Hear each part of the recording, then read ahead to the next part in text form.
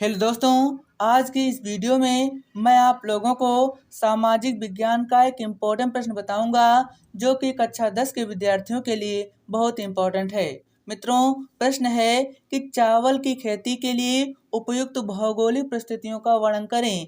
यानी कहने का अर्थ है कि हमें चावल की खेती करने के लिए किस प्रकार की भौगोलिक परिस्थितियाँ चाहिए। तो आइए हम इसका आंसर जान लेते हैं डिटेल से। क्योंकि मित्रों यह प्रश्न विस्तृत उत्तरीय प्रश्न का है, इसीलिए आप लोगों को इस प्रश्न को डिटेल से समझना होगा। तो उत्तर हो जाएगा कि चावल की कृषि के लिए आवश्यक भौगोलिक दशाएं निम्नलिखित हैं। पहला पॉइंट है जलवायु, यानी हमें चावल की कृषि के लिए किस प्रकार की जलवायु होनी चाहिए। तो जलवायु इस प्रकार होनी चाहिए कि चावल उष्णाद्र जलवायु की उपज है। चावल उष्णाद्र जलवायु की उपज है। मानसूनी जलवायु इसकी कृषि के लिए अधिक उपयुक्त है। यानी चावल की कृषि के लिए मानसूनी जलवायु बहुत ही उपयुक्त है। चावल की खेती के लिए निम्नलिखित जलवायु दशाएं आवश्यक होती हैं। कौन कौन सी हैं? पहला पॉइंट है, यानी जलवायु के अंतर्गत पहला पॉइंट डालना है तापमान। तापमान किस प्रकार का होना चाहिए? चावल की कृषि के लिए सामान्यतः 20 डिग्री सेल्सियस से 27 डिग्री सेल्सियस तापमान आवश्यक होता है। यानी चावल की खेती के लिए कितना तापमान चाहिए? तो तापमान होना चाहिए 20 डिग्री सेल्सियस से 27 डिग्री सेल्सियस होना चाहिए। यानी चावल की कृषि के लिए कितना तापमान चाहिए? तो चावल की खेती के लिए 20 डिग्री सेल्सियस से 27 डिग्री सेल्सियस तापमान आवश्यक होना चाहिए। इसे प्रचुर मात्रा में प्रकाश की आवश्यकता होती है। तेज हवाएं चावल के लिए हानिकारक होती हैं। यानी चावल की फसल के लिए तेज हवाएं हानिकारक होती हैं। हवाएं चलने से जो चावल का पौधा होता है वह कमज़ोर भी हो जाता है और वह गिर भी सकता है, इसलिए हवाएं भी इसके लिए हानिकारक होती हैं। अगला पॉइंट डालेंगे वर्षा। जलवायु के अंतर्गत चावल की कृषि के लिए अधिक नमी की आवश्यकता होती है, क्योंकि इसके पौधे पूर्णतः जल से भरे खेतों में लगाए जाते हैं। यानी चावल की कृषि के लिए अधिक नमी की आवश्यकता होती है और इसके पौधे पूर्णतः जल से भरे खेतों में लगाए जाते हैं। यानी चावल के पौधों को हम जल से भरे खेतों में लगाते हैं और चावल के खेतों में 75 दिनों तक पानी भरा रहना चाहिए ताकि हमारी फसल अच्छी हो। इसके लिए 150 सेंटीमीटर से 200 सेंटीमीटर तक वर्षा आवश्यक होती है।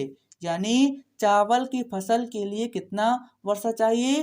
तो चावल की फसल के लिए 150 सेंटीमीटर से 200 सेंटीमीटर तक वर्षा आवश्यक होती है।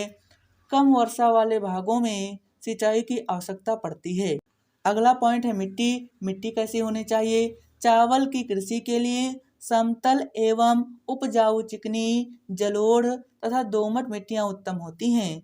यानी चावल की खेती के लिए किस प्रकार की मिट्टियां होनी चाहिए? चिकनी होनी चाहिए, चिकनी एवं उपजाऊ मिट्टी होनी चाहिए, जलोढ़ होनी चाहिए एवं दोमट मिट्टी अच्छी होती है। कांप युक्त मिट्टी सर्वश्रेष्ठ होती है। यानी चावल की खेती के लिए कांप युक्त मिट्टी अच्छी होती है। नदियों के डेल्टा, बाढ़ के मैदान तथा सागर तटीय क्षेत्र चावल की कृषि के लिए सर्वाधिक उपयुक्त होते हैं। चावल की अधिक उपज लेने के लिए मृदा में रासायनिक उर्वरकों का प्रयोग लाभदायक रहता है, क्योंकि अगर आप चावल की अधिक पैदावार चाहते हैं तो आप उस फसल में विभिन्न प्रकार की रासायनिक दवाओं का छिड़काव कर सकते हैं। अगला पॉइंट 3 नंबर, मानवीय श्रम। आखिर चावल की खेती के लिए मानवीय श्रम का क्या योगदान होता है? तो इसके अंतर्गत हमें लिखना है चावल उत्पादन के लिए अधिक संख्या में सस्ते श्रमिकों की आवश्यकता पड़ती है। यानी चावल की खेती के लिए हमें अधिक संख्या में सस्ते श्रमिकों की आवश्यकता होती है, क्योंकि फसलों के पौधे लगाने से लेकर जुताई, बुआई, कटाई आदि कार्यों में मानवीय श्रम की प्रधानता होती है। खेतों में वर्धन काल तक नमी बनी रहने के कारण मशीनों का उपयोग नहीं हो पाता है। अतः चावल की खेती में श्रम की अत्यधिक महत्ता है। यही कारण है कि विश्व का 95% चावल दक्षिण पूर्वी एशिया के सघन जनसंख्या वाले क्षेत्रों में ही उत्पन्न किया जाता है। कहने का अर्थ है कि विश्व का 95% चावल दक्षिण पूर्वी एशिया के सघन जनसंख्या वाले यानी जहाँ पर ज़्यादा संख्या वाले लोग रहते हैं वहाँ पर चावल का अधिक उत्पादन होता है। अगला पॉइंट, उपज के क्षेत्र, यानी चावल के उपज के लिए विभिन्न प्रकार के कौन कौन से क्षेत्र हैं जहाँ पर अधिक उत्पादन किया जाता है। आंध्र प्रदेश, पश्चिम बंगाल, उत्तर प्रदेश, बिहार, ओडिशा, छत्तीसगढ़, पंजाब, तमिलनाडु, महाराष्ट्र, असम, कर्नाटक आदि राज्य प्रमुख चावल उत्पादक हैं, जो मिलकर देश का 97% चावल उत्पादित करते हैं, यानी जो मिलकर देश का 97% चावल उत्पादन का कार्य करते हैं। तो मित्रों, यह प्रश्न कंप्लीट हुआ। मैं आशा करता हूँ कि आप लोग इस क्वेश्चन को अच्छी तरह समझ लेंगे और याद कर लेंगे, क्योंकि यह पेपर के लिए बहुत इम्पोर्टेंट है। तब तक के लिए जय हिंद, जय भारत।